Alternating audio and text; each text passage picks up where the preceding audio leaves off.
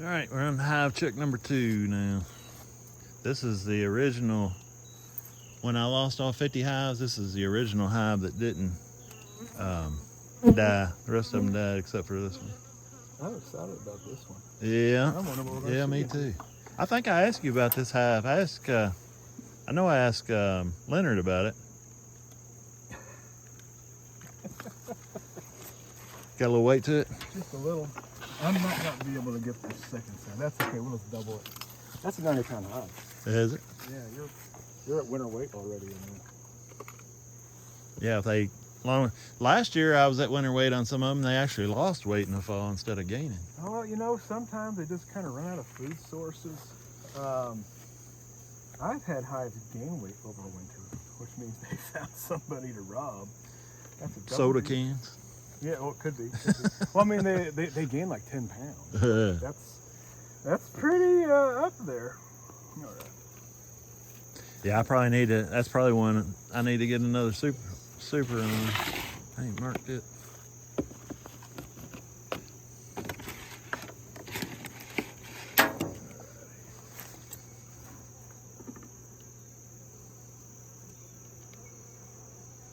Where'd you get these lids from? Were these date ant that would sell these? From Jim Bob Thornton. When I bought him out. All my stuff most of my stuff I didn't buy new. It's all buying people out. These are darker for sure. My experience is that the darker they are, the better they do, and the tougher they are. The lighter they are, the more gentle. Still make pretty good honey, but they're more gentle and they don't. Well, I don't know. I think the dark ones make a little bit more. I can agree with that.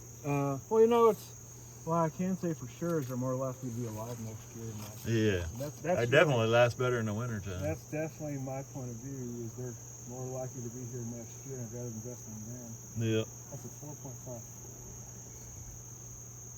Yeah, they're just looking at that other one. They are darker, ain't they? And black banded. And they got a bit of orange on them. Let's see, that one's usually too orange. We need probably this one. I don't want to admit how much this color code system costs. Oh, really? Oh, it's stupid expensive. Okay. 7.5. Do you see much hygienic behavior in your house? Yes. What kind does it look like? What? What does it look like? Do they chew the bee out, or are they uncapping? You see a lot of bald brood, which I attribute to hygienic behavior. That is absolutely hygienic behavior. It's actually one of the ones I'm not going to say I breed for it, but I definitely like seeing it. I think I had a note on one of those down there we was looking at. It said bald brood in it. Yeah, that bald brood, if it's the white eye, pink eye stage, that's right, depending who you read.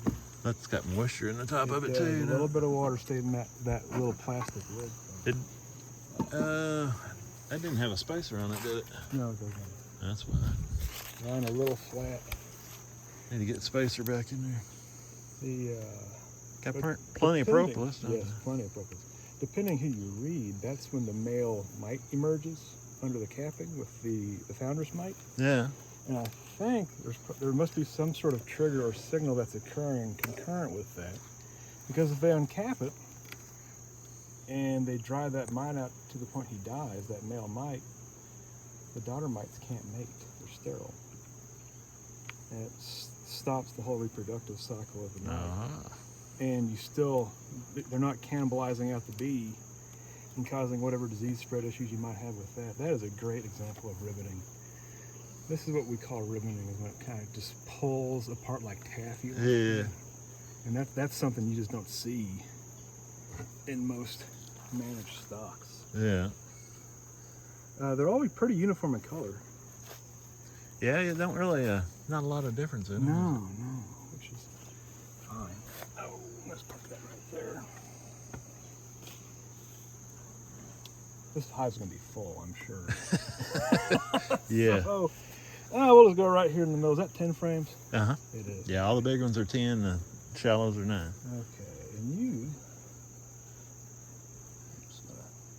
start weaseling my way in. See how much room I can make right here in the middle. See how much I can piss them off. I'm waiting for this hive on my left to come at me because I keep knocking the lid with my elbow. I know it's a tight hive. Oh, boo! Boo! There's always one. Oh, she actually got inside my sleeve. I might have just crushed her. That's not really her fault.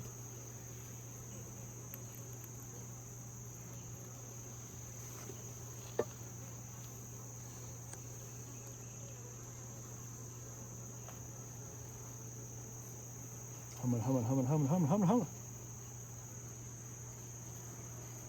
right. Well, how about that? Got open brood? Got some scattered cat brood on it. Yeah, it's a little scattered, but the food flows are so variable this time of year. It's hard to really hold that against them. Yeah. And they're not tearing into stuff. There's just not stuff there. So as long as they didn't recently replace the queen with a half-mated queen, that's just nutrition. I'm not surprised at that. A lot of colonies look like this time of year. I don't see a queen on there. I'd love to see the queen. I don't know if we will or not, but I'd love to see her. I'm gonna set this one on the ground. It's a good one for a wash, but I think I need just a little more bees. All right. I hate doing a wash and realizing I'm short. Yeah. Because that's when they get real friendly. Yep. And you're in a hurry trying to pull up the next. Oh, the propolis on this is just fantastic.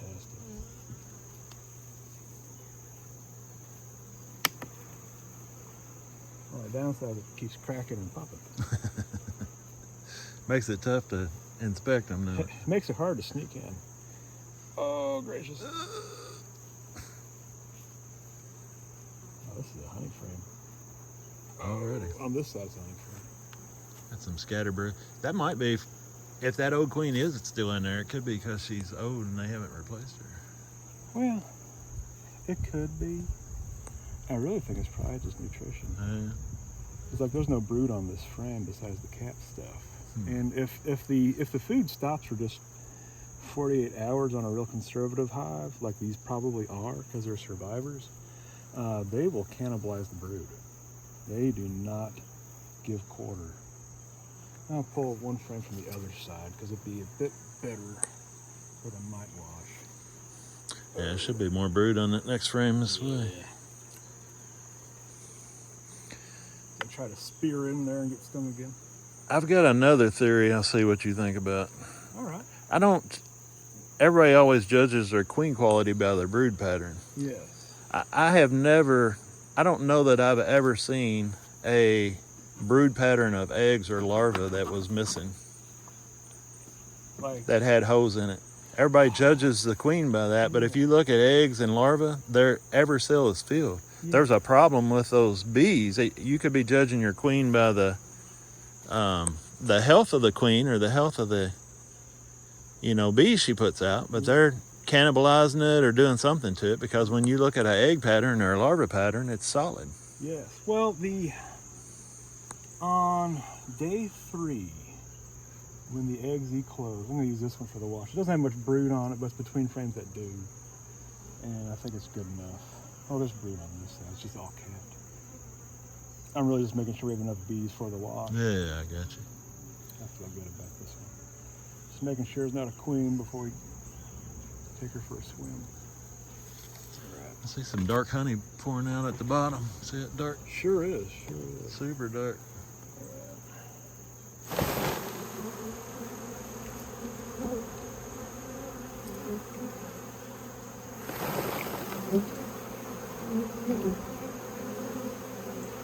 Reach across.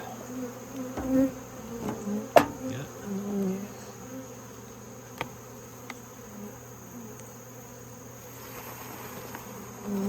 No drones, but I'm not surprised at that at all.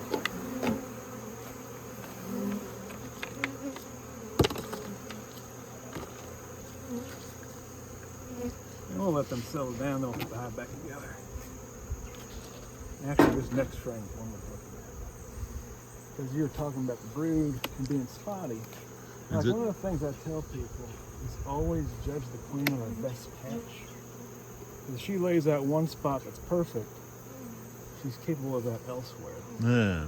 So if there's issues in the pattern, it's either frame specific or nutrition specific or something that's not her. Oh, this is so glued in. Glued at the bottom. Oh yeah. Oh. Dang. Oh, they cross-combed. This is cross-combed. Is it? Let's put that back together. We don't want to disturb that. But if you look over where I'm at, and just kind of cellular vision in there, there's a patch right there. It's pretty good. So odds are everything in there that's iffy pattern-wise is probably, I say nutrition, usually just the food stalls out. Yeah.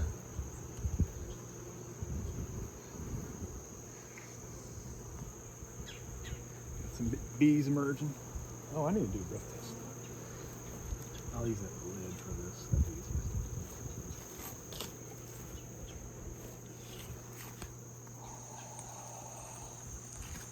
And that's a fairly normal response. They just kind of move around and make a little noise.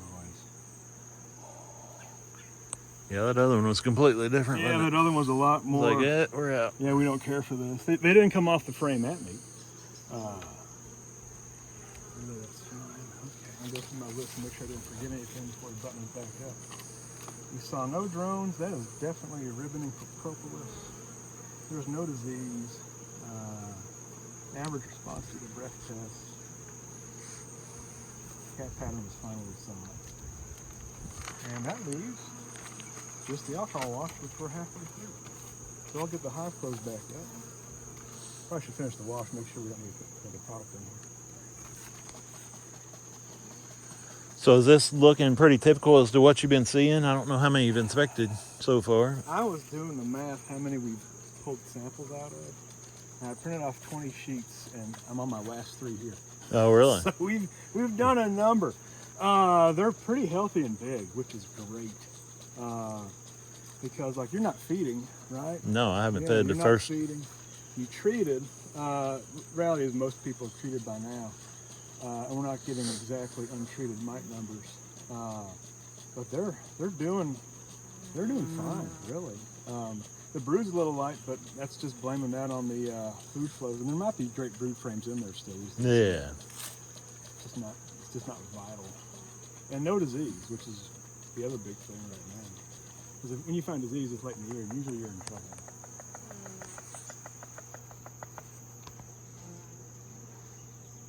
That's interesting.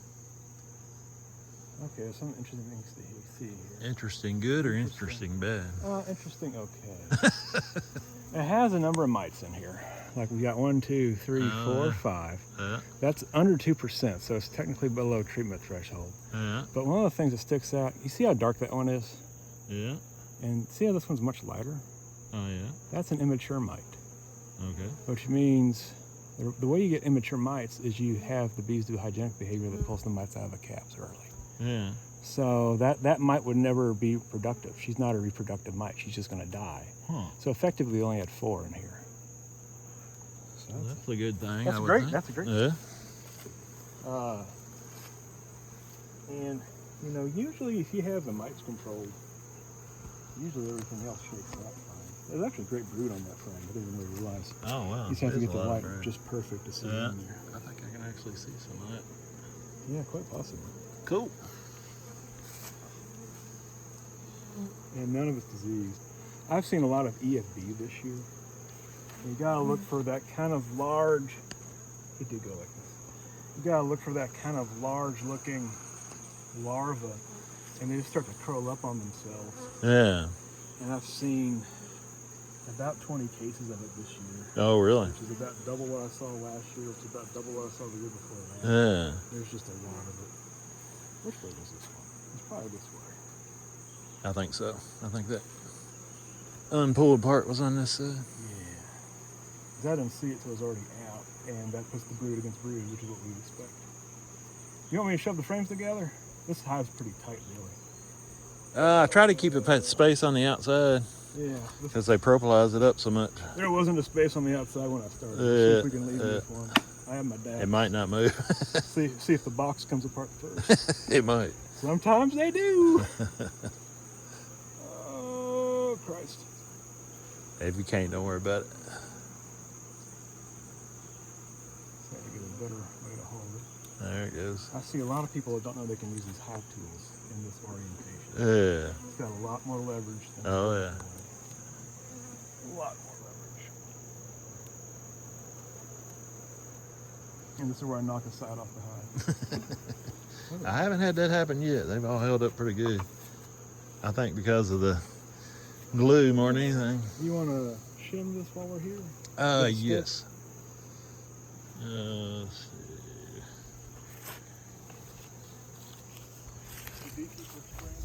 Yeah, all right.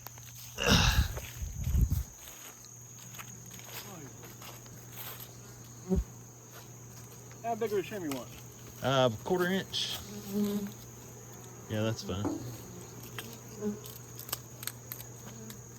That's got to be some hemlock. Yeah, it'll work. I usually don't go for a small shim unless it's a light hive and I don't want bees coming in underneath You want on of the front end? it. Yeah, right there is fine. Sticking the propolis on it.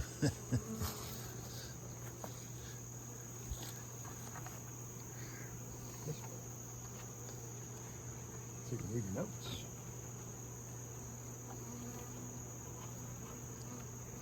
All right. Package this, and we'll come back out here and do the last one. Sounds good. Got another good sheet. All right, this is the third hive we're getting ready to check, and it's the meanest hive I got. It probably should have been requeened long ago, but I don't want to dig through it to requeen it because they're mean.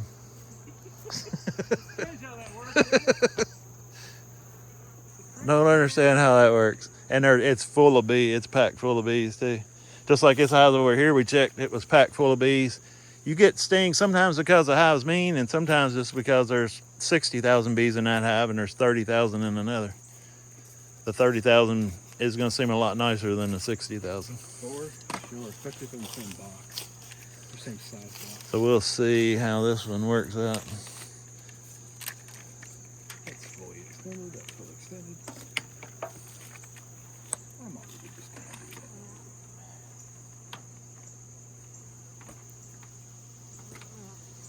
They're not paying too much attention. But really the entrance is rather kind of sparsely populated. Yeah. Like they might be mostly, they're coming and going from the bottom.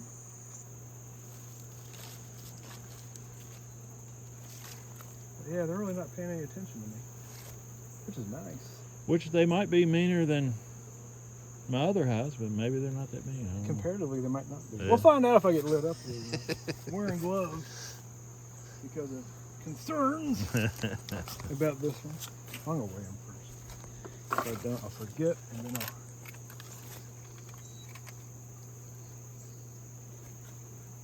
You can do it, Squirrel. Just to get underneath it. That's decent width to it.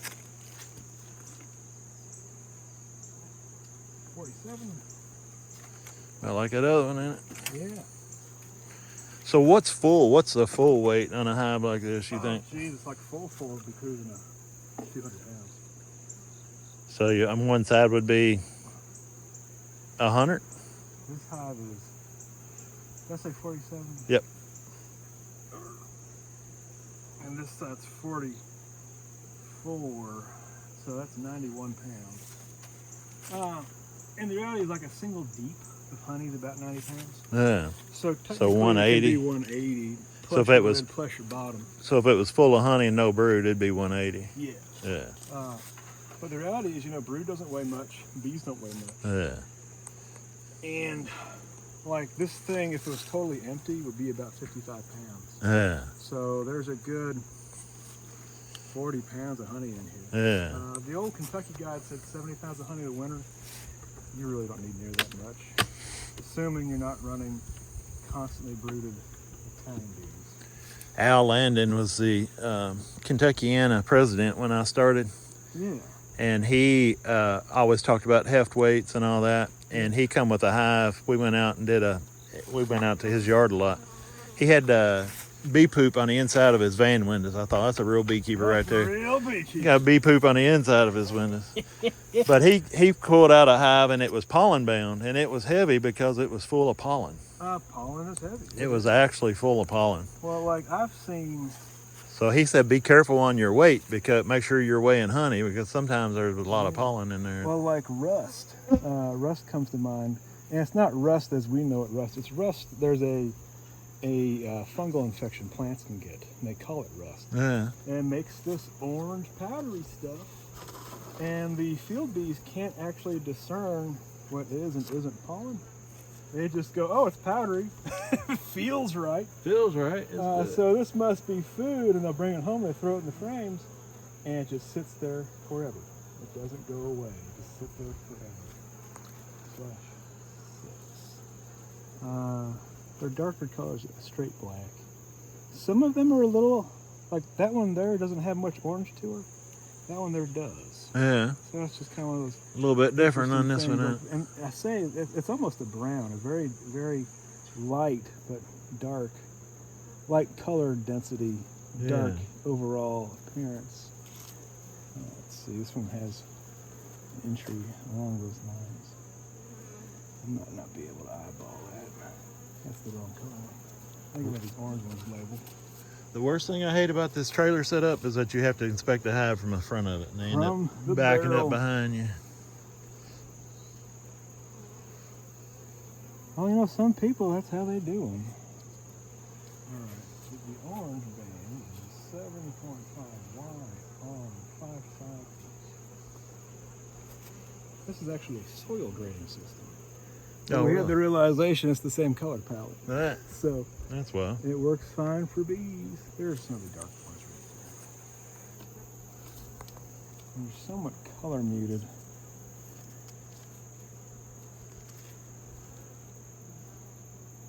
Oh, that's more brown. Oh, that's pretty close. That one was. There's another one of those over there.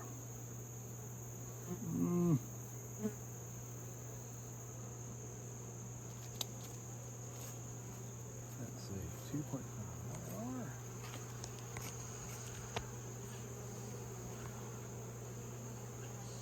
Yeah. If I write legible notes. Al had the first honey house I ever saw. He had his honey house amounted to a little, probably a 10 by 10 room or 10 by 12 room with 2 extractors in it and glass all the way around it. You could go watch him extract honey from the outside. Whoops, that's good for him. Have you ever been to Cave Hill? They've got a honey house now. Oh, really? And it's this gorgeous little, it's a little brick box. But it's legitimately nice. Yeah.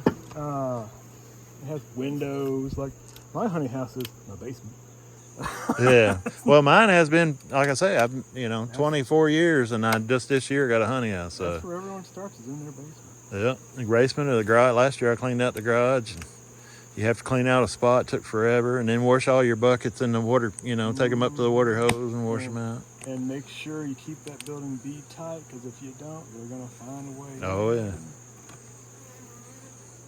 Yeah, I built it and insulated the crap out of it. Oh, I don't blame you there. Do you have an uncapping machine? No, just hot knives. Okay. I need to make a video of my uncapping method. I just haven't done it. You don't use hot knives? I use one of those Siberian scratchers, and I swear I'm faster than any other manual method I've seen. Yeah. Good ribboning. Bunch of riveting on that one. Bunch of ribboning, yes. Imagine there's 9 seams of bees. Just 10 frames. Yep. I'll go right for the middle. See what we screw up while we're in here.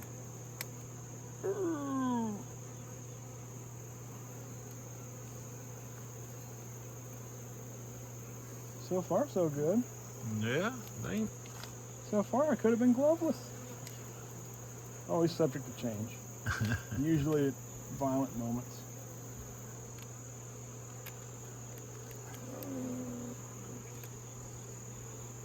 There I go with this one. I got some Amish boxes. They're just a little bit wider. Oh, really? Just feels a little bit more confident getting in and out. Well, that come from Pete Zook. Oh, this one did? Yep. Sure did. It's a Pete Zooker. Yeah, it's actually got the deck screws and all that in it. Yeah. I ordered 100 of them last year and put them all together. Oh, gracious. That's a lot of effort. And expense for that matter. Yeah. Oh, we'll have to go down a box, aren't we?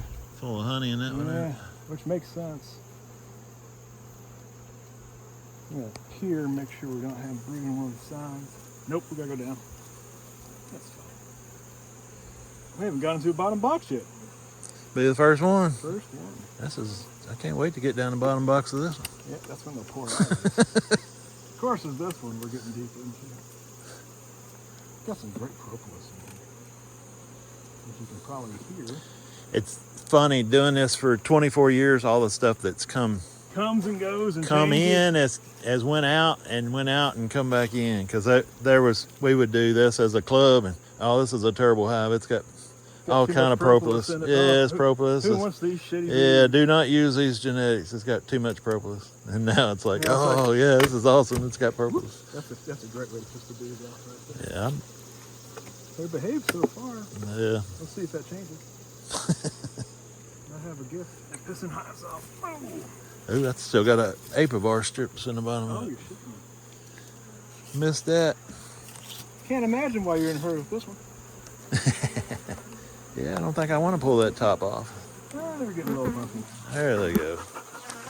I knew they wouldn't let me down. Yeah, there wasn't seeming that interest in there. Sorry, I didn't mean to get you. Oh, you're fine. No, I was blowing a bee off my finger. We'll give them a minute to calm themselves, or not. I do these videos, and you try to act all cool, calm, and collected when you get stung. I got stung the other day and threw my hive. So Oh, I've done it. I've thrown a queen before. I was like, yeah, you're a beekeeper. I had a queen sting me, and I chucked her ass so hard. You had a queen sting you? Yes. I've never been stung by a queen. I class, and we were inside of a building. So for the next 2 days, we hear that queen flying around above us. Just throw that on the ground. I'll get rid of it. I'm one of the few people that they can say they've gotten stung by a queen. Yeah, I've never been stung by a queen. Not many of us have that distinction. It was one of those, I was like, I know I'm going to get stung by this queen because I was hassling her too much. Yeah. But you know, you got to do what you got to do. Yeah. No need to be offended. I seen that. I always think, man, you flinching every time you get stung. You shouldn't be doing that after 24 years of beekeeping. I watched a video with Rick Sutton in it the other day, and he got stung in the side, and he flinched. I was like, well, if Rick Sutton flinches, I don't feel too bad about it. All stings hurt. I mean, it's how you respond to it can be different. Some stings hurt worse than others.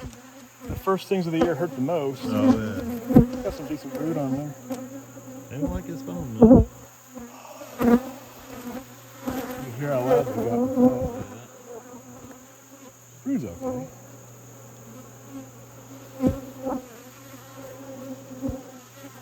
One of the things I saw you can do if the bees do respond poorly to your breath, once you do this, then we get it out of the way. That was the first time I saw that, it blew my mind. This will be decent for sampling.